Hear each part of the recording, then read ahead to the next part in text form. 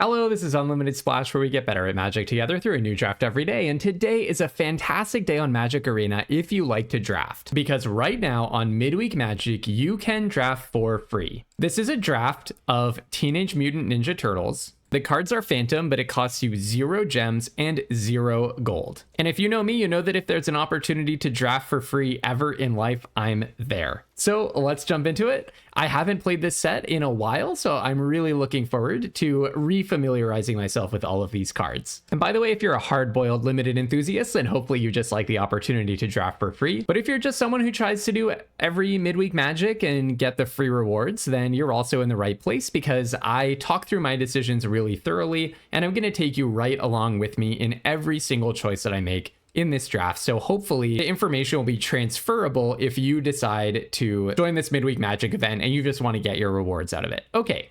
So in this pack, I remember that Michelangelo Improviser looks a little bit better than he actually is. So he's a 4/4 for 4. If you sneak him, he also costs 4. When he deals combat damage to a player, you may put a creature and or a land card from your hand into the battlefield. This type of effect tends not to be very good in draft. The reason is you are not that often in a situation where you have a big chunky creature that already costs you 4 mana. You are winning enough that you are managing to push through damage with your 4/4, which is already a 5-turn clock for the opponent if that's the only thing that's going on. And then you also somehow have a game-winning creature stuck in your hand that's going to be responsible for you winning the game. This type of effect tends to do nothing if you're losing, and if you're winning, you're just winning more. You are going to win anyways. So I do not prize this kind of card highly. It's better than some of the versions of this that we've seen, which might be on like a do nothing equipment, because it does at least have a 4/4 body, but a 4/4 for 4 is not that great a stat line in limited magic. So I'm looking somewhere else for this.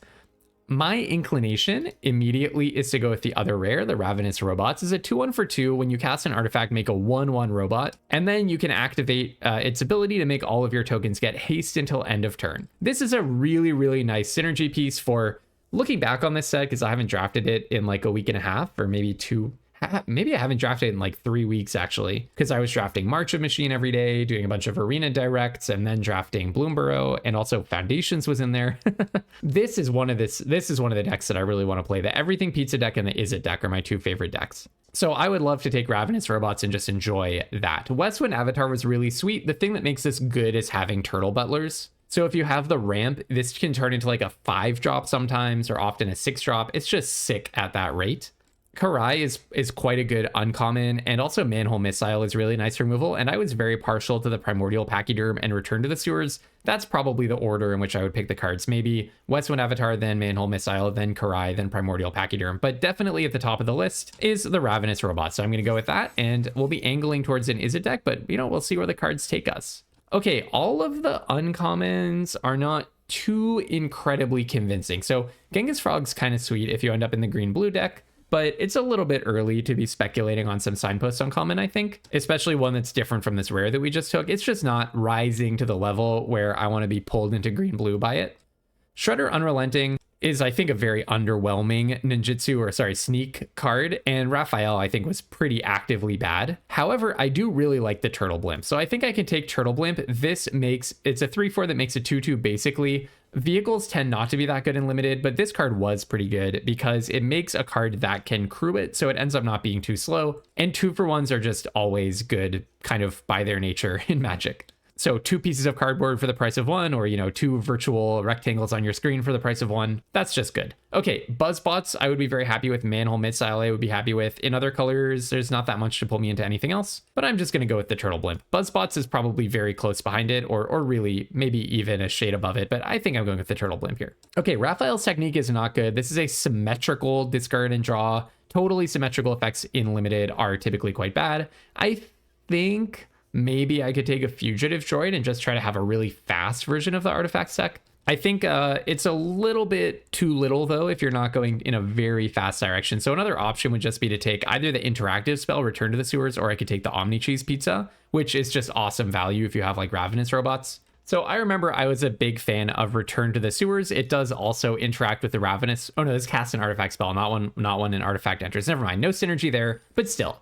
I remember I really liked this as an important piece of removal for this deck. Okay, what are these robots doing? Because cool but rude, I don't think is anything at all. Spicy oatmeal pizza is pretty fine, and TCRI building is a nice, suggestion that blue-red is open, but look at what else is happening in here. Dream Beavers. This would be the mythic uncommon of the set, the best uncommon in the format, except Mighty Mutanimals is in this set, but I would say Dream Beavers is really right up there. The thing is, though, it's specifically really good in black-white sneak. But I think we have to take this as a clear signal. I don't know what the bots at this table are thinking exactly, because they're passing me a lot of good blue-red, but they're also passing me like the best uncommon for sneak, except for Mighty Mutanimals. There's also an anchovy and banana pizza, totally solid black removal spell. So this is a crystal clear signal. Look, pick 4 of a draft. You have to be open to signals. This is a crystal clear signal that black is open. So I'm going to be following that signal. I mean, you can't overreact to any one card, but we definitely do not want to just ignore the pick 4 Dream Beavers. Here, it's interesting. I mean, I might just take the spicy oatmeal pizza. It is a removal spell that gives me a trigger of my Ravenous robots. I suppose I want that more than an Utrom Scientist, definitely more than bot bashing time. I remember the purple Dragon Punks was a little underwhelming. I thought it would be great, but there's just not that much that it ramps out so effectively. So, okay.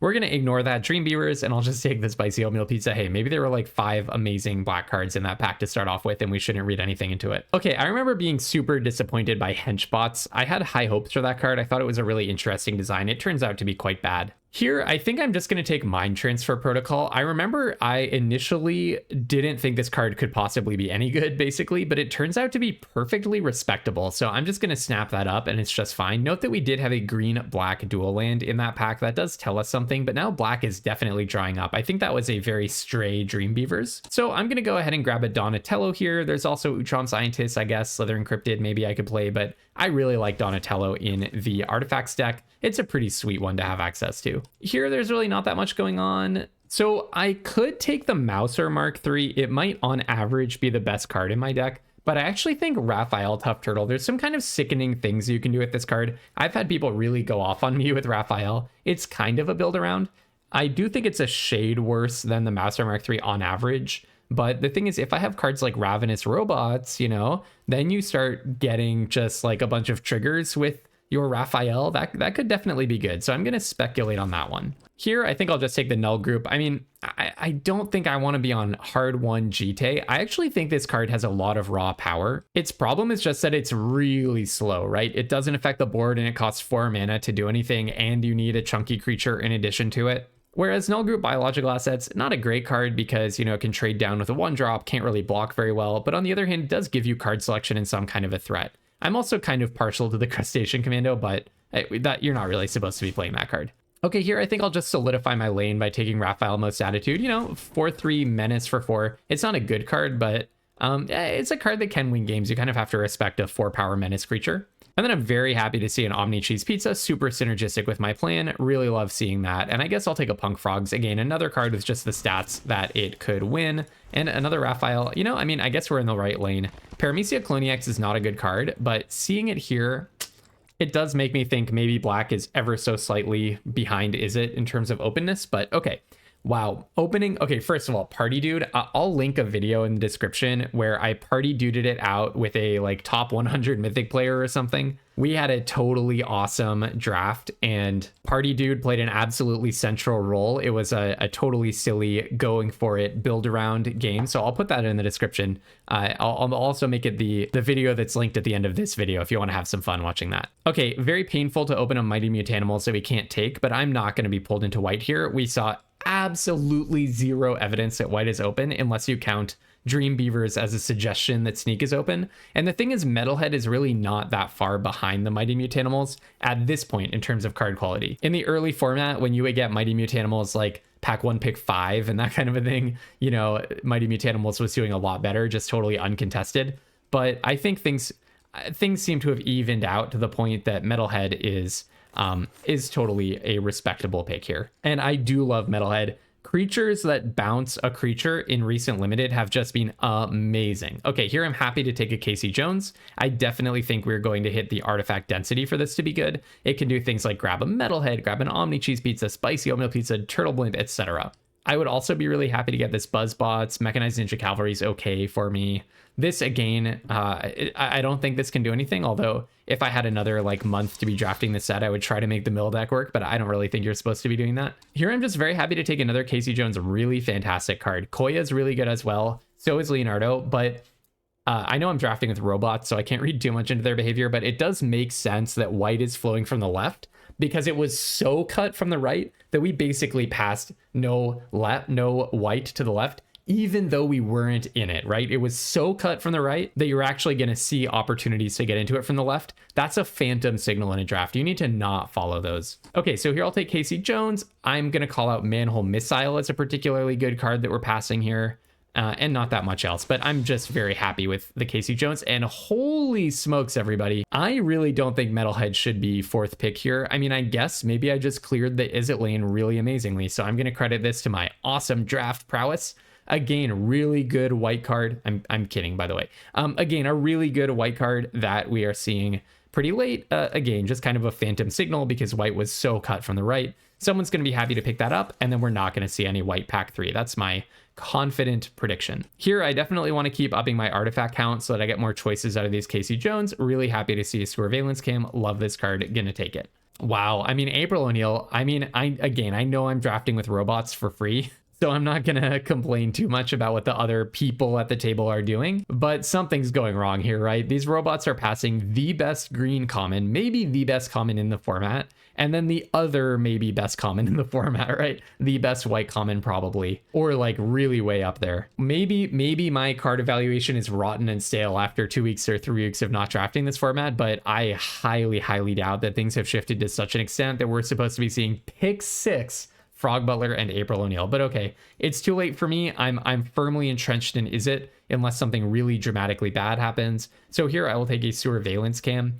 Wow, Frog Butler. I mean, do I even speculate on it? I don't think so. I think we're getting rewarded for being Is It. I guess I could take an Escape Tunnel. It might be better for me than the Purple Dragon Punks. I don't hate the idea of trying to sneak through a creature. Power 2 or less could apply to the Turtle Blimp token, the Casey Joneses, and, you know, it's also opportunity for fixing. I'd probably rather have that than invest in a Purple Dragon Punks right now, which is a card that just doesn't have that many applications. Here, I'll probably just take the Stockman. Actually, look, with an eye on my mana curve, I'll take the Slither Encrypted.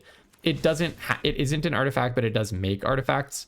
So, you know, why the heck not? I mean, for example, it can activate this Mouser Mark III that I'm picking up right now. And wow, pick 10 Buzzbot and also Saved by the Shell is good. But Buzzbots is fantastic. Really happy to see a Buzzbots here. Now I really want to see the Baxter Stockman, that Signpost uncommon in a blue and red. And I guess here I'm kind of inclined to just take a Mutant Town in case because like, okay, Retro Mutation is not a good card, right? It could be begrudgingly playable. This is one of the least offensive of this category of pseudo removal spell that I've seen in recent sets. But the thing is, by and large, in Limited, you do not want to be playing removal spells that leave behind a piece of cardboard for your opponent, because there are a lot of ways that they can like flicker the card and get it back, bounce the card and get it back, destroy an enchantment and get it back. And also it just leaves them with a blocker, a turtle that can chump block, and maybe that turns the tide in a really close game. So here between Escape Tunnel and Mutant Town, I could run one Forest and I could play a Green Bomb if I open it pack 3. So I'm happy to do that.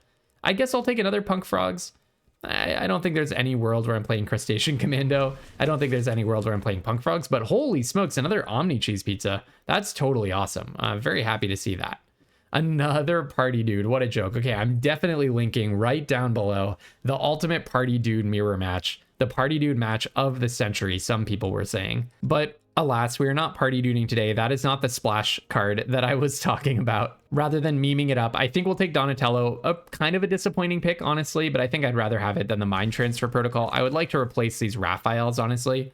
I remember thinking this card was amazing. This was the biggest surprise. Wow, another Mighty Mutanimals. What the heck is going on here? But yeah, this was actually one of the biggest surprises when I first looked at how cards were performing in the format. I thought this would just be a really good card, but then it turns out it's not actually that great. And once I noticed that, I started kind of, maybe this is confirmation bias, but I started feeling like it's indeed really hard to activate it, to find moments when it's going to be a blowout. But this pack is bonkers. Koya, Mighty Mutanimals, Dream Beaver. So fantastic cards for someone who's not me. I could have had 2 Mighty Mutanimals if I'd pivoted to Boros, I guess, but no, I'm happy with my Metalheads. So for me, it's Rennet or Donatello, Purple Dragon Punks, another Omni Cheese Pizza, or the card that I'm going to take, which is Return to the Sewers. I think it's worth having this extra piece of interaction. I mean, Donatello is kind of nice. It's a perfectly fine card. It can win a game, and it would help my curve out.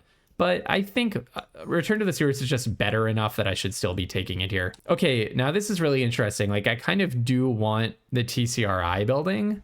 I also really want this Mouser Foundry, so sweet with Raphael and Ravenous Robots. If I'm in the right lane, it's actually possible I wheel it, but it's probably the best red common, so I really don't think that's going to happen. But there's a better card in here for me, which is Oozbill. Really happy to have Oozbill. Making a mutagen matters to turn on like Donatello and the Mouser Mark III, and it just turns out that Cancel is good in this set, so I'm going to take it, and I think I'm going to be pretty happy with that. And there you are, my friend, my dear friend, my Baxter Stockman. So this guy, for example, can make your Buzzbots attack for 4 power vigilantly every turn. That's just awesome. So I was really hoping I would find that guy. I did, and now I'm happy. Here, I guess I could take another Mind Transfer Protocol. I don't really see anything else for me. I really don't want to be zogging it up. Probably we're not going to play any of those lands. Maybe I cut 1 Omni Cheese Pizza. And then, yeah, maybe I cut a Raphael. Maybe I play the Mind Transfer Protocols instead of the Raphaels. I guess that's actually possible. Here, I'm very happy to see a Nobody. Nobody can bounce Omni Cheese Pizza, Spicy Oatmeal Pizza, some other things, I'm sure. I'll take that, and I'll probably cut the Null group actually for it. I think that's probably worth doing. My curve remains a little bit awkward. There were some really good cards for us to wheel here. I might actually cut, maybe I cut Omni Cheese Pizza for another Surveillance Cam. How annoying is that? Am I an annoying person if I do that? Maybe I cut a Mind Transfer Protocol for one of those Omni Cheese Pizzas. No, this deck's looking pretty sweet. I mean, we didn't get that many individually incredibly powerful cards for the Izzet deck here. But I will say with double Metalhead plus Baxter Stockman, I think it's perfectly fine. And then we have enough interaction and dirtily nonsense going on that we're probably in okay shape. I might just want to play this Null group over maybe like the Mouser Mark III, something like that. No, the second Null group, no, I don't want to. I don't want to. I take that back.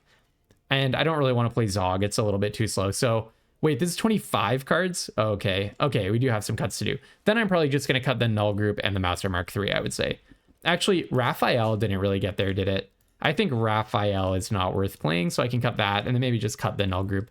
Yeah, that looks pretty good. I'll go with 9 and 8. We have a lot of double blue pips, but I don't really want to go all the way down to 7. On the mountains, I could play an Escape Tunnel if I want to just have a little bit more insurance for my lands. The deck is looking overall okay. Not my best Izzet build, but it looks solid. All right, so I think I'm ready to jump into some free games of draft, one of my favorite things in the world. If you're enjoying this draft and if you want to get better at Magic with a community of limited improvers, do go ahead and subscribe to my channel on YouTube. I post a new draft video every single day with a focus on keeping positive, just loving and enjoying the game, but also having an improver's mindset, being better tomorrow than I am today. And I'm trying to build a community of people with that same approach to limited Magic. I always try to explain my thought processes really thoroughly. I don't skip and I don't shortcut so that you can follow me every step of the way, which I think is absolutely key to getting better, being able to understand my thought process, critique it whenever I make mistakes, and then apply whatever lessons I'm learning by using and sometimes wasting my own gems to your own draft so that you can get better. It's really easy to subscribe to the channel. There's a link in the description below. You can just expand the description, click that link. While you're there, you can also join our free community Discord. There's a link right alongside the subscribe link in the description. We have a totally free to join Discord where we have a community of improvers who all talk about things like, oh, I don't know, when there's an Arena Direct Win-A-Box weekend event, we get really busy asking each other, hey, like, what do you think of this build? What do you think of this pool? Is this deck better than that deck? That kind of a thing. So it can really up your chances to get better at draft, start seeing gem rewards when you start playing drafts and be able to draft more and more, maybe hit whatever goal you have for your rank, or maybe even win a box when the next Arena Direct comes along. And by the way, there will be one this weekend, and I'm going to do some deep dive and data analysis for it over the next few days. So if that sounds cool to you, get better along with me by subscribing to the channel. All right, let's do some free drafting, shall we? Okay, this is a pretty awkward hand, but I actually think it's totally keepable. Every single card is castable. I have a 1-drop, a 2-drop, another 2-drop, and a 4-drop that draws me a card. So, and also the Surveillance Cam draws me cards, and also Buzzbot draws cards when it dies. So even though I'm missing one of my main colors, I think this is a very safe keep. No need to run out the sewer valence cam just yet. All right, fugitive droid. Now, I honestly want to play the surveillance cam when I get an advantage from playing it, because I don't really anticipate needing to sacrifice it immediately on turn 4. So I think I'll just run out the buzz bots here. If they want to attack, I actually will take the trade, but most likely they're just going to play an artifact. Then on turn 3, I can play the Mouser and I can surveillance cam, and then I can sack it on turn 4 if I draw land and don't have anything better to do. Although most likely I'm just going to want to play Donatello that turn. I'll absolutely take the opportunity to draw. Even though my creature is better than their creature, I have a whole other color of mana that I'm digging for here. Okay, well, I mean, hitting the 4th land is like not an issue, and there we go. Thank you, Mountain, for showing up right on time, right when I needed you. Do you have, there's a negate in this set. I don't perfectly remember what's in this format. There isn't like an Essence Scatter. I was just playing Foundations earlier, and there's Essence Scatter in that format, but I don't think there is in this format. Okay, here I am going to flash in the surveillance cam. Simply, there is Ooze Spill here. They could counter this, but simply because I want the option of cracking it next turn. Are you gonna Ooze Spill this? Okay, well, I don't hate that. Also because I wanted to be able to attack with the Mouser here, but now I'm not going to do that. I'm just going to land this. I do control an artifact. I can't attack, but hey, I still get to draw a card. And I totally like that it's a removal spell, because now I'm representing 5 power and stats on the board, and I have multiple pieces of interaction in my hand. So it feels like a comfortable spot to be in. Lessons from Life. Okay, no, that's a very good card. Very, very good, respectable card there. So yeah, 1 big creature and I could be in some trouble here. That's definitely true. I'll go ahead and play Casey Jones. Maybe it will get me an artifact that I'm happier to play. I'll take the Turtle Blimp because, like I just said, I'm a little bit low on ways to win. And I think I am going to play the surveillance cam. Target this creature, but I think I choose not to tap it. And then I can attack with everything. I just played the surveillance cam to get an extra 2 damage down. Now, the reason I took the Turtle Blimp is it does represent a way to win if they don't have a reach creature. But they could have, like, Rocksteady here. Okay, they don't. Yeah, I assume their deck is capable of putting down a lot of stats on the board. So when it deals combat damage to a player, you draw 2 cards and discard 1, or it could be 3 cards. So I'm very likely to just spend next turn spicy oatmeal pizzaing that. You know, I could always also just save up to surveillance cam it, but let's see if this works, because I really do want to get as much damage in here as I possibly can. So let's see if this lands. I mean, there is a negate, but yeah, I doubted that they had a counter for that. So I will resolve that. Oh, that's kind of cool that with this on the stack, you could sacrifice the pizza. I've never had that come up, but you could sacrifice the pizza with the 3 damage on the stack, which lets you actually play this card. Oh, your very own surveillance cam. I see, you're a gamer. Yes, very good. It lets you actually sacrifice this so that you could play it when you're at 3 life or less and still survive. All right, so the opponent had their own perfectly good stuff to do. But now, hopefully, with my surveillance cam, I'm going to be able to tap down their blockers. So they can hold up their surveillance cam to make one of my things unable to attack. Putting it back into your hand is an interesting maneuver. I guess I really wanted to scry, because then you can't sacrifice it to draw 2.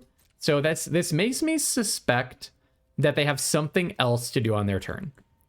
Not just recasting the surveillance cam, because wouldn't you rather sacrifice the surveillance cam and draw 2? This probably means that they anticipate surviving for many more turns, right? So I'm going to go ahead and do this because I would really like to actually play my Turtle Blimp. So I think it's better for me to play this surveillance cam rather than sacrificing the other surveillance cam. Now, what they can do is they can play their own surveillance cam to untap their guy. So they can get a little tricksy with it, but I think that's perfectly fine if that's what they want to do. Now I'm really going to know if they have a pump spell. Yeah, so why didn't they just sacrifice the surveillance cam? The line that they've chosen here really suggests that they expect to survive for a lot more turns, for the simple reason that if I only had 1 turn left and I was just doing the best thing I could do to try to survive longer, I would have sacrificed the surveillance cam to draw 2, not bounced it. Bouncing it is maximum value because that gets you a scry and a draw 2, but it takes longer to do. Whereas in my view, they're under so much pressure. It's hard for them to be scrapping for every little bit of value at the expense of moving fast. Okay, you can tap that. I could technically crew up my Turtle Blimp, but I don't see a good reason to. If they want to attack me, I am thrilled, right? I mean, I don't think they're in an attacking frame of mind. Okay, we go to my turn. Ooh, Mind Transfer Protocol. I don't think I need to mess around with that, though. Let's just crew this up with whatever I would least want to trade. Sure, let's make it the Mouser. I think probably I'll sack a Surveillance Cam to tap one of their creatures. Might as well. Actually, maybe I do just Mind Transfer Protocol now. They could have a guac and marshmallow pizza and sacrifice it, I guess. That could be what they have in their hand, yeah. Then this wouldn't be a lethal attack. So I'll tap that. Resolve, I get to draw 2. Play this, then I'm going to Mind Transfer Protocol this up in case they have guac and marshmallow pizza. And then I'll attack with everything. Because I will put them to 8, and they can block 1, taking 3, 4, 5, 6, 7. No, actually, it wouldn't even be lethal, so maybe I shouldn't have done that. Maybe I should have saved my Mind Transfer Protocol, but it's low stakes because that's a card that replaces itself. All right, 1-0, one step closer to our cosmetic reward. I love drafting for free. So low stakes. I love playing high stakes Magic, but having no gems on the line, there's another nice joy to that. Whoa, it's not just for free. I just got 20 gems out of the deal. That's awesome. All right, on to the next one. That's the best reward I could possibly have on Arena. Just free gems. All right, we were playing against Jeff. Hi, Jeff. Cool. I mean, I love this hand, right? I'm not going to slap down my Surveillance Cam, so I really want to save it for turn 3 when I can play Ravenous Robots into Surveillance Cam, hopefully. Also, there's a little advantage to be gained by playing the Mountain first, because then Arena does not give you priority if they play a creature and give away that you have the Surveillance Cam. This is like maybe more of an edge than I really need to be going for in the free limited Midweek Magic event. But, you know, I mean, you know what? This is a Limited Improvers channel. We're always trying to figure out how to get better at Limited together. All right, I'll tap the Zoo Escapees and I'll attack. Not that I go for every single edge possible in every situation. That's just an exhausting way to live. All right, the opponent is on Abzan with Zoo Escapees. My Ravenous Robots is going off, though. Very happy with that. What have you got for me, Jeff? One thing I love about this particular map is that you can eat the pizza. And it makes a little turtle eating a pizza sound effect. I wish you could eat the sauce, though. But I guess that's... You're supposed to put the sauce on the pizza. You're not just supposed to eat it out of the pot. So I guess it makes sense that they didn't let you do that. Let's have another slice. Yum. All right, in with Zoo Escapees. I'll take it. No problem. Don't mind that. It's a pretty aggressive attack. I think I really want to draw a card because I really don't want to get stuck on lands in this situation. And I'm not under huge pressure to be mega fast. So let's draw a card. Ugh. Still no lands. Yeah, that's pretty bad. That's pretty bad. All right, in with Casey Jones. I still feel like I'm the beatdown, even though they attacked last turn. I feel like I'm the one who's the aggressor here. With my Spicy Oatmeal Pizza, Mind Transfer Protocol, Surveillance Cam, the Ravenous Robots kind of going off. My dream is that they just play like a 4/4 that I can kill with Spicy Oatmeal Pizza, and then I draw a land. That's my dream. Swamp Cycling Bebop. Okay, all right. Okay, so they're also having mana problems. That makes me feel better about my mana problems. Because if I had drawn a land here and then drawn another land, I'd almost be on Metalhead, which would just be a grotesquely good card in this spot. You can attack me if you want to. I won't be offended. I won't be offended. I do love the clean look of the arena sleeves. It looks really nice. I promise I won't block if you attack me. Because honestly, I just want to attack you. No offense, but I just want to deal maximum damage to you. So if you attack me, look, I won't be hurt. I mean, my life total will be hurt, but I won't be emotionally hurt. All right, Jeff, listen to my words of wisdom. So they could very well have a sneak creature here, right? They could be making like 3/1/1s or something like that. All right, but it's not that. I didn't think so, because the fact that they attacked with Zoo Escapees last turn pointed to an aggressive mentality. The typical aggressive mentality of the arena drafter. People on arena love to attack more than anything else in the world. So no big surprises there. Okay, what can I do? I guess I'll just attack with everything. Speaking of people loving to attack online, guilty as charged. Guilty as charged. I also love to attack when I'm playing online. I don't know, maybe they have some... What is there in this format? Is there like destroy target tapped creature? There is, right? That could be what we're looking at here. So do I hold back the Ravenous Robots in case that's what they've got? Kind of feel like holding back Ravenous Robots. It's a very passive play. But if what they're doing is trying to get me with 1 and a white, destroy target tap creature, wow, I'm really going to look like a fool if that's not in this. It is, right? Grounded for Life, I believe is what it's called. I'm gonna pull up the card list in the set on the side to make sure that I'm playing around something real. Yeah, I am. So the way that they tapped just really looks like they're saving up for Grounded for Life, right? That's the claim that I'm making. And it's like, if you want to play Grounded for Life, you're not going to be able to hit my Ravenous Robots. Because I don't think you're pressuring me so much that I need to commit to the board right now. My main enemy in this game so far is my own deck, where I'm just not drawing any lands.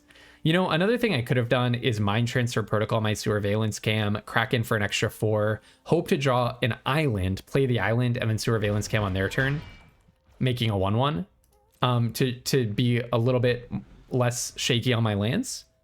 Part of what I'm saying is actually I'm giving them, yeah, but the reason I didn't do that is because it only works if you draw an island specifically. By the way, part of what I did that turn, you could think of it as I'm giving tempo back to them. Tempo, this thing that chess players love to think about, but is also so relevant in Magic cards. Another Forest Cycler. What's happening? Do they have what's the set where that was a Lorwyn where there's like return every creature back to the battlefield under your control? Yeah, that was in Lorwyn, so I'm not worried about playing around that exactly. So I'm hoping that they attack me, and then I'm going to Mind Transfer Protocol. So part of what I did was they gave up part of their turn by holding up, I'm conjecturing, Grounded for Life. They definitely had a Land Cycler that they did not cycle with on the last turn. So they probably drew 1 Land Cycler. That might mean it's less likely that they actually had Grounded for Life. They might have been holding up the Cycler and then ultimately decided not to. But anyways, because they put themselves behind by leaving 2 untapped, it was probably okay for me to do a little bit less on my turn. All right, they're thinking about attacking. I'm actually concerned that my opponent is about to rope out. This is part of the problem of playing these no stakes games. So when people don't have any gems on the line, they sometimes just disconnect their client out of boredom or something because they have no investment in the game. I'm hoping that that didn't happen. That's a shame. Rats. Oh, well, I guess I'll play a Surveillance Cam end of their turn. Things are going perfectly fine for them, I thought. So I don't really see why they're kind of giving up, but maybe something just came up. All right, well, I'm going to do that thing that I talked about because I'm sick of not drawing lands. Wow, another... Did I accidentally put like 3 lands in my deck or something? It's just very strange. Well, I'm just going to attack with everything because now I kind of have them on the back foot. I think Jeff has gone to us. All right, well, good game, Jeff. Hope you're okay. Not how I like to win games, but I'll play an extra one to compensate for the one that we lost there. I mean, the one that we didn't get to fully enjoy. But all right, can I get some more gems, please? That would be fun. What did I get? What did I get? Turtle Power. Okay. All right. I do not have a playset of that because it is not playable in draft. All right. This one is for all the marbles. This is for the final cosmetic. Oh, nice. We have the double blue with the ooze spill. That's kind of sweet. So I can go turn 2 Buzzbots, every turn after turn 3, hold up ooze spill. Sounds kind of good. I'm in no particular rush here. So I'll go ahead and slap down a Buzzbots. And then turn 3, let's do an ooze spill. Unless they put down something so horrifying. Zoo Escapees is not it. That I have to equalize the board state. So part of why I really like ooze spill here is putting a mutagen on Buzzbots is really good, right? Just attacking for 2 every turn in the air, and they really don't want to kill it because it gives me a card back as a reimbursement whenever they do. So my hope is that they are going to play something. Looks like they're sneaking though, doesn't it? Okay, you can definitely get your mutagen. Yeah, I guess I'll counter that. I don't really want you accelerating here. Someone who is in like the top 10 mythic crushed me with this card because it turned out to be a really good piece for the Everything Pizza deck. So that makes me think that my opponent is in the Everything Pizza lane. Because basically what you do with this is you get all the mana for your Everything Pizzas. And you just ramp out into all 5 colors. So that's scary to me. I have some negative associations with this card because of how much I got crushed by that player at the top of the ladder. All right, down comes Primordial Pachyderm. Thankfully, we put a bunch of interaction in our deck. However, this is not exactly the card that you want to bounce. So maybe instead I will just mutagen token my Donatello. So Donatello is a legendary. I cannot play the other one. But let's go ahead and put the mutagen on the Donatello. I'm kind of asking them to mutagen up their guy, and then I would bounce it. Having said that, again, you don't really want to be bouncing Primordial Pachyderm. But okay, I guess I'll just play a nobody with no bounce. Nah, sounds a little bit bad. But I kind of like the idea of just establishing a good board presence. Oh, Metalhead. Yep. Okay, that's a nicer way to bounce the Pachyderm. Or whatever else they play. If they play a bigger creature, I mean. I love the art on the Pachyderm, by the way. I don't know Ninja Turtles lore, but this guy just looks so funny to me. Pizza Face. That's a really good card. When it enters, you make a food. Yeah, my opponent has a lot of food. A lot of food. All right, I'll go ahead and Metalhead their Pachyderm. Probably. Yeah, might as well be the Pachyderm. Sneak in an extra damage off of Buzzbots. Takes the same amount of mana for them to recast. This thing can get Menace, so I can always return to the sewers bouncing something, sacrifice the mutagen token to give this Menace. That's probably where I'm headed here. They do have a food though, so we're not like that close to doming them for lethal. Pizza Face puts a bunch of counters on the Pachyderm. Okay. Oh, that's quite nice actually. Okay, that's what I'm gonna do. 1, 2, 3, 4. This is why I took so much interaction, by the way. Now, this does give them 2 more mana when they recast it. Oh, is there a hexproof trick here? I forget. No, I think they're just making a decision about whether to put it on the top or the bottom. I don't think there's a hexproof trick. This is showing how much I've forgotten this format. But yeah, this is why I took so much interaction, because, well, we're playing against a good player with a good deck. You know, you need to be able to disrupt their plan. You can't just assume that whatever you want to do is going to work out. So here they can play the Pachyderm and crack their food, going up to 7 HP. Now they're not cracking the food, interesting. So now I can let's just double check this. I'm pretty sure it's lethal. Yeah, this is lethal. So what I do is I sack the Sewer Valence Cam, tapping down the Pachyderm, take that action. Yeah, and then Metalhead is going to sack the mutagen to give it Menace and put a +1 counter on it, play the island, and then I can even Sewer Valence Cam something. So we're winning and then some. We didn't even need the island. All right, I'm going to do one more game because this has been a pretty short video, and we had one player unfortunately disconnect in the middle of our game, so we didn't really get to see it to the finish line there. So we've gone 3-0, but it's a pretty hollow 3-0 victory here because we had that disconnect. So I'm going to see if I can go for the sports person's 3-0. All right, happy to keep this hand. You know, not the best hand that my deck is capable of. Not the best hand that my deck is capable of, but it's not nothing. Squirrelinoids, that's a good card. All right, well, I think I'll play the Omni Cheese rather than holding up Sewer Valence Cam. I really do want to draw into lanes 4, 5, 6, etc. Or Sewer Valence Cams 4, 5, 6, etc. And I think this will be my last game, win or lose. I love playing free draft, but maybe I actually go with Casey Jones here. I feel like the value on the Casey Jones is just worth it. Oof, or not. Putting a million lands on the bottom. I really want to land on top.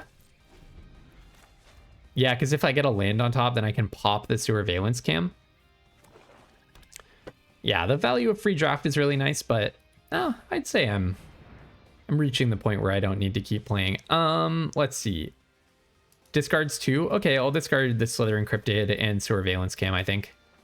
Even though those are 2 cards that I can play, I think let's just put down the Sewer Valence Cam because I really want to be next turn popping it. Wow, I just cannot draw lands today. I mean, this is really bad. This is really, really bad. I guess I should have kept the Slithering Cryptid, eh? I was just assuming eventually I would draw land. Well, I mean, we had no info about what was on top of our deck, so I guess that didn't really make sense. By the way, I also could have used the Sewer Valence Cam to eat their Squirrelinoids by trading with Casey Jones, but I kind of want to put it to them to figure out like how to beat me here. I'm not daring you to, though. I mean, it's not that hard to figure out how to beat me when I'm stuck on 3 lanes forever. Shredder. Oh, oof. Yep, that hurts. I mean, we would be just fine if we had access to a 4th land. We could bounce it, we could tap it, but okay, there we go. There we go. That's very nice. All right, in with this guy, and now I can return to the sewers to Shredder, or I can just tap it. I think I would prefer to tap it. Target player discards 2 cards. Okay, well, let's start by doing this. This is not a good card for draft, by the way. It's an annoying card, but it's not particularly good in draft, because the reason that that kind of card is not very good, I guess I'll just pitch these two, even though it's looking pretty good against me right now, is you're investing 3 mana and a chunk of your turn to take out cards that I have put 0 investment into so far. However, I mean, sometimes when your opponent just does not draw any lands ever, well, you can just kind of win. So I'll play Donatello to draw a card, still don't draw a land. Yeah, this is passing the point of no return. Like, if we could have hit Metalhead anywhere near on curve, I would feel pretty good about this. But now we're just going to take another 6 because I'm not in a mood to chump block. You're not attacking me with Shredder. That's really interesting. I'm quite surprised by that. Okay, maybe we're not at the point of no return. I was thinking I was going down to 7. Okay, can I draw a land now, please? I just want to draw a land now, please. Okay, thank you. Thank you. That's so nice of you. Now, the issue is, if I bounce the Insectoid Exterminator, then... Or if I bounce the Shredder, then they get to sneak it back in off of the Insectoid Exterminator. So I actually think I do just bounce Insectoid Exterminator. It's a little bit underwhelming, but hey, at least Metalhead can block Shredder Unrelenting. At least I can block the Shredder, right? All right, down comes Squirrelinoids. And then maybe your 2/2 flyer again? No, make your move. Okay. All right, now I am going to take 6 from the Shredder. Well, very unfortunate. We had a lot of opportunities to stabilize, and our deck chose not to take them. But okay, all right, you know, I mean, put down a Buzzbots and return to the sewers, and it's not nothing. Buzzbots will enthusiastically block Squirrelinoids, I think. But we're in big trouble now, because then they can just play the 2/2, they can return to the sewers. The card advantage of the double Shredders Unrelenting was not nothing, but if I could have just played my cards out on curve, I don't think it would have determined the fate of the game the way that it is in this reality. All right, so I actually get an opportunity to draw a card. I quite like that. Now, if a permanent left the battlefield, I need to stop. So before we go to the end step, I'm going to want to bounce this guy so that you don't get an extra thing out of that.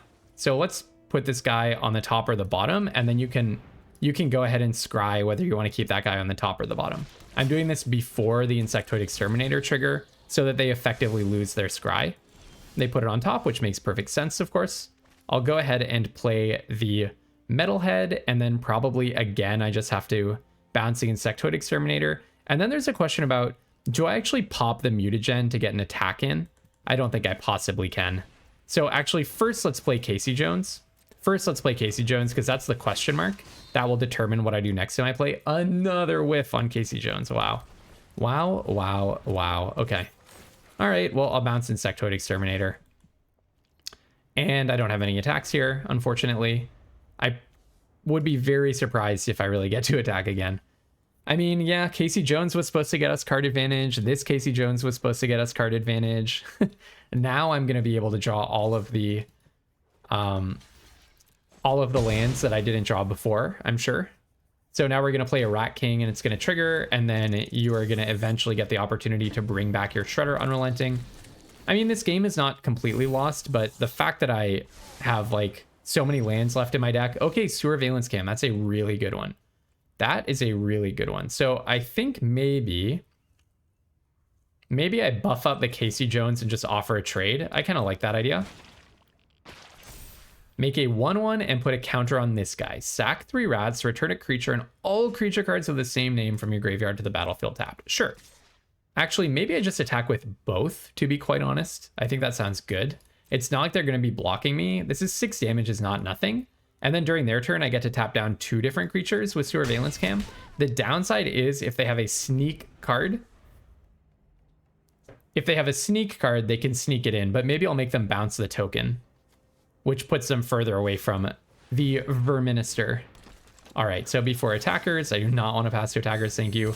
I'll play Sewer Valence Cam, let's tap the Exterminator. I choose to take that action, let's pop it. I will tap the Rat King. I'd rather make you bounce the token and get kind of set back there. Okay, that's removal for the Rat King at least. Now let's see if you have a sneak card. It looks like they do. Oh, okay, I mean, we had to try to get active eventually, right? Oh, that's a big chunky card. Yeah, definitely. And then you get another rat and a trigger. No, okay. We just got beat. I mean, mostly we got beat by our own deck, but the opponent had a role to play as well, of course. They definitely had a say in whether or not we got beat. Well, I'll go ahead and shoot the Foot Elite. I can attack, but I cannot take 6 on the backswing, so maybe I just attack with 1 creature. Just to try to keep my hopes alive to some extent. Oh, they're going to chump block. Okay, I don't hate that. Because that makes Leonardo blockable, so that's really interesting. I'm actually not sure about that one. I cannot actually play the Ooze Spill, though, because I think I need to pop my Oatmeal Pizza to survive. I do. Yeah, this is tough. So I cannot counter that, because if I do, I straight up die, right? They can just attack with everything and I die. Yeah. No, this is really bad for me. I see their idea. I get the idea. They can actually attack with Leonardo because they were going to play a creature. All right. No, good on them.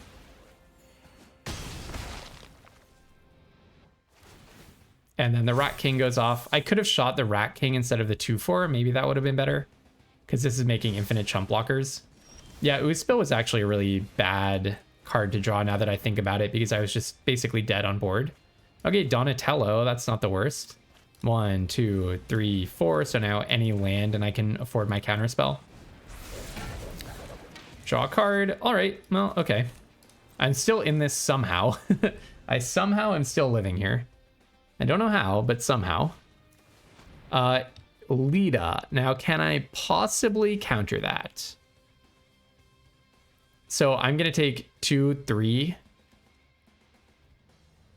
And not even get to kill any of their creatures. I think I'd better not counter it so that I can pop my food and maybe afford a double block.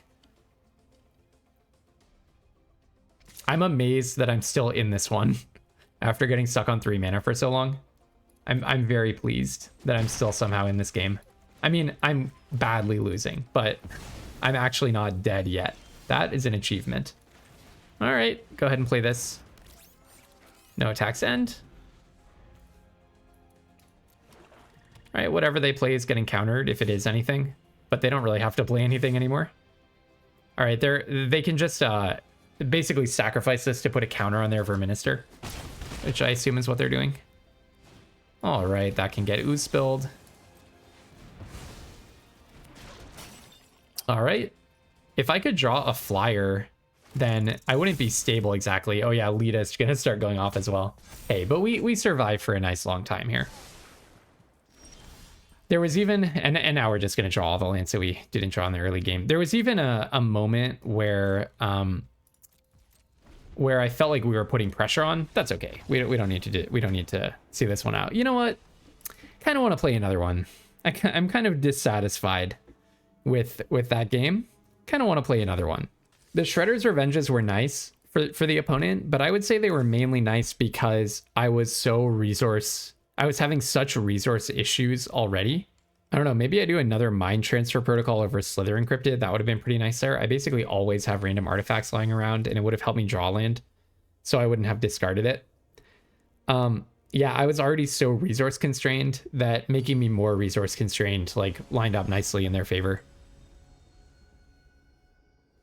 But even then, if they had just played 2 3/3s for 3, I think I would have died a lot sooner than the like kind of finicky opponent discard stuff. So, okay. All right. I like this hand. It is again quite low on removal or on lands, but it has good removal or at least good interaction. So I think I'll go ahead with Casey Jones here. If they're going to remove anything, I would rather it be the card that instantly gets value. And I like instantly getting value. So that's another good reason to do it. But next turn, I can play the Ravenous Robots, and then I can flash in a Surveillance Cam. All right, April O'Neil, a very good card. I wonder if I'm being matched against other people who have three wins, 1 loss. So these may be like quite good decks that we're facing, which is cool, exciting, fun, good Magic. All right, 1 top, 1 bottom. Sure, sounds good. I'll go ahead and let's just attack before giving them any information about my situation. I definitely see myself as the aggressor here. I'll play a land, I'll play a Ravenous Robots, and they know that I have Surveillance Cam. There's like no hiding that fact. but it's still advantageous to play it on their turn, of course. All right, EPF point squad. Looking not so great against my return to the sewers, right? Cards that start out understated and grow tend not to be great. I could have let them attack. Oh my goodness, again, I can't draw my lands. This is just kind of ridiculous. Again, if I drew a land, I could have popped the Surveillance Cam, drawn 2, and like solve my mana problems. Yeah, I don't know. Upsetting. Okay, I'll just play a Buzzbots, make a 1/1, give my 1/1 haste, and let's just crack in, shall we? For 4. It's rather a lot of damage. They can attack me, you know, and it happens. But if I can just draw lands, I can return to the sewers, I can Metalhead, I can Surveillance Cam. I just have so much utility and so much interaction that I'm not terribly scared if they do just try to play threats. This is definitely my last one. It's enough getting stuck on 3 lands. Out of 5 games, I believe I've gotten stuck on 3 lands twice. Which is not likely.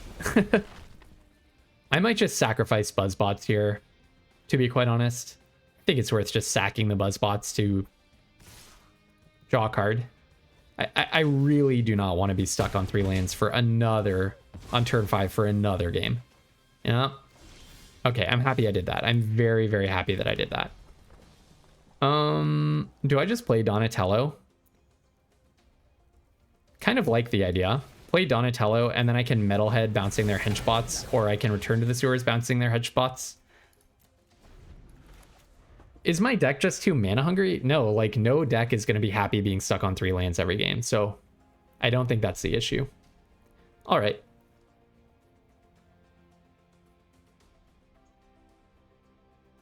So we have good blocks. If they just play a creature, EPF Point Squad is a 4/3. When they attack, you can flicker a creature, which makes your EPF Point Squad larger. Snap block this, absolutely, no doubt. All right, interesting. Another non-land. Yep, that's really, really, really bad. I guess I will. I kind of feel like it's just time to return to the sewers, the EPF Point Squad, honestly. And I do want to do that on their turn.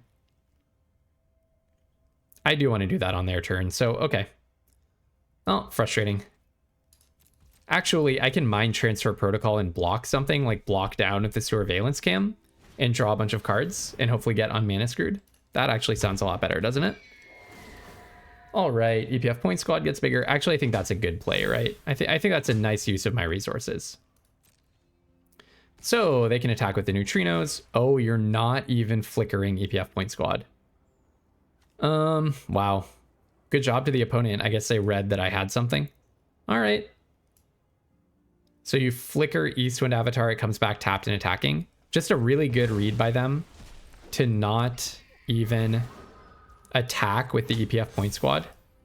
I guess they just didn't want me to be like double blocking or whatever. All right, well, I guess I'll just bounce this card.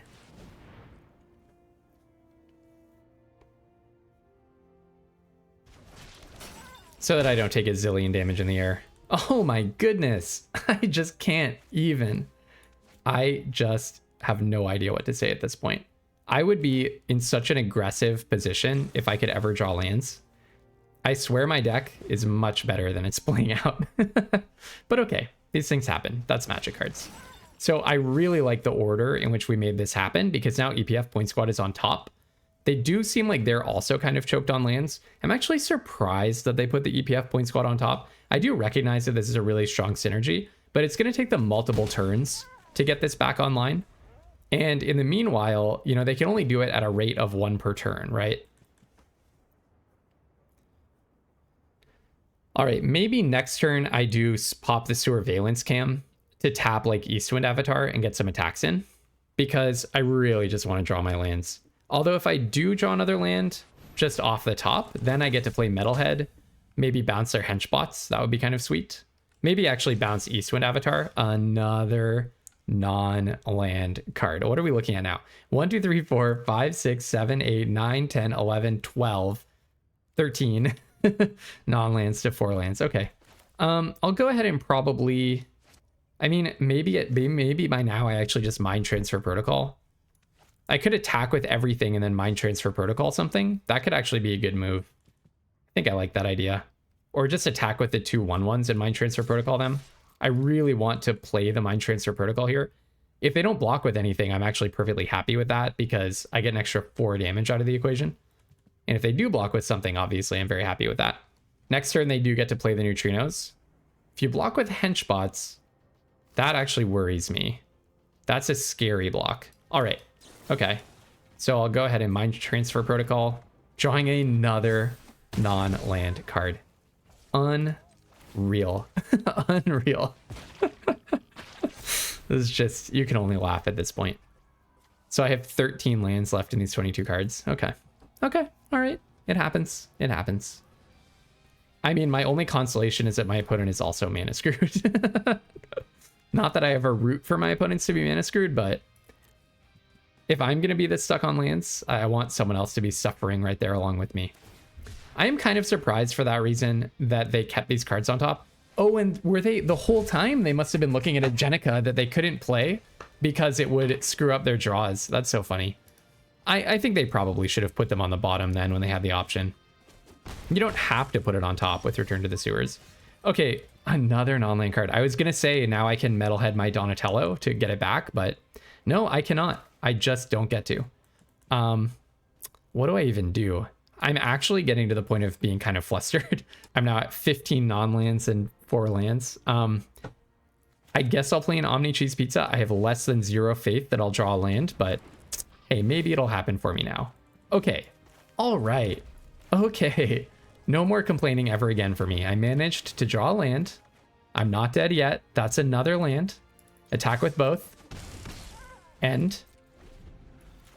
And then I'm just going to Surveillance Cam. Probably EPF Point Squad, I would say. No, probably, yeah, probably EPF Point Squad before attackers. If they have the neutrinos on defense, I don't really mind because I get to play either Baxter Stockman and attack. I haven't quite decided. Either Baxter Stockman or I just play Metalhead bouncing the neutrinos and then I can sacrifice something and attack with it. I actually win, don't I? Or almost. I'm 1 mana short, of course. I'm 1 mana short of winning. So 1, 2, 3, 4, 5. Play the Metalhead. No, I actually do win, don't I? I think. Depending, unless I have something for 1 white that I'm not thinking of.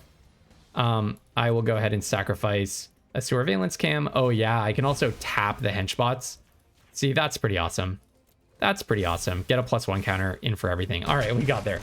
Okay, I mean, you know, I was grumpy about getting stuck on lands, but my opponent also got stuck on lands. So that was definitely a battle of attrition where nobody could afford the resources that they needed.